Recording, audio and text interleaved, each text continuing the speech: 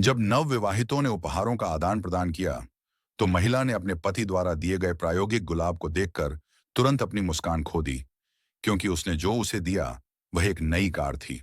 बेला ने निर्णायक रूप से अपने पति के प्यार को अस्वीकार कर दिया। क्या आप मेरे प्रति अपना प्यार व्यक्त करने के लिए टूटे हुए गुलाब का उपयोग करते हैं? इस गुलाब को देखो, ये सड़क के किनारे लगा हुआ है। हमारा प्यार उपहार के मूल्य से नहीं, बल्कि एक दूसरे की ईमानदारी से मापा जाता है। अब क्या उम्र हो गई है और आप अभी भी अपनी ईमानदारी से महिलाओं के दिलों को छलने की कोशिश कर रहे हैं? क्या मैं बेवकूफ दिखता हूं? मुरझाया हुआ गुलाब ले लो।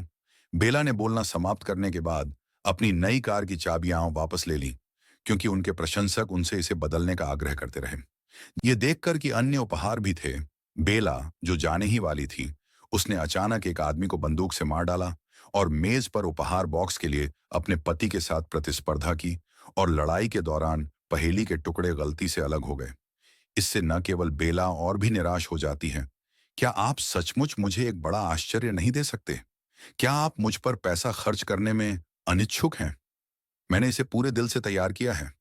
क्या केवल महंगे उपहार ही आपको संतुष्ट कर सकते हैं? उसके पति के गुस्से ने बेला के दिल पर वार किया और उसने उपहार बॉक्स में रखी अफवाह उठा ली। प्रिय, आज से हमारा अपना नया घर है। ये बिल्कुल वैसा ही है जैसा आपने कल्पना की थी। मैंने विशेष रूप से आपके लिए बगीचे में ये पहेलियां बनाई हैं। मुझे आशा है कि हम, पति और पत्नी, मिलकर अपना गर्म घर बनाने के लिए मिलकर काम कर सकते हैं। उसके दिल की तीक्ष्ण बर्फ तुरंत पिघल गई। तभी बेला को अपने पति की गर्माहट महसूस हुई।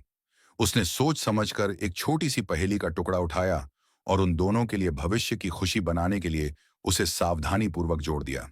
मैं वास्तव में एक अच्छी महिला नहीं हूं। मैं तुम्हारे जैसा देखभाल करने वाला पति पाकर भाग्यशाली हूं। अभी मैं इतना चिड़चिड़ा क्यों था? इसका कारण यह है कि मैंने सतही तौर पर यह मान लिया था कि मैंने तुम्हारे लिए उससे कहीं अधिक भुगतान किया है। इसलिए यह मेरी असंतुलित मानसिकता है। क्या आप मुझे माफ कर सकते हैं? उसके पति की विचारशील नग्न बेला ने कहा कि हम पति पत्नी हैं, दुनिया के सबसे करीबी लोग हैं, और महत्वपूर्ण बात यह है कि हम एक दूसरे को सहन करेंगे, युगल होने का सर्वोत्तम जीवन। अंत में एक और बात, यदि आप कार बेचना चाहते हैं तो संकोच न करें,